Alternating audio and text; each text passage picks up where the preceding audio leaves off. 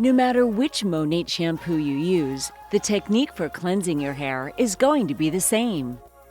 Depending on how long and thick your hair is, apply a nickel to quarter-size drop of shampoo to the palm of one hand. Rub both hands together to emulsify while distributing equally to both hands. Beginning at the crown, gently massage shampoo into your hair, distributing the product down the length to the ends, in a similar motion you'd use if you were pulling your hair back into a ponytail. With the first wash, you may notice that the shampoo doesn't create the suds you might be used to, and that's okay. This simply means that your shampoo is doing its job of breaking down residual product buildup, as well as any excessive oils and environmental pollutants. Rinse thoroughly.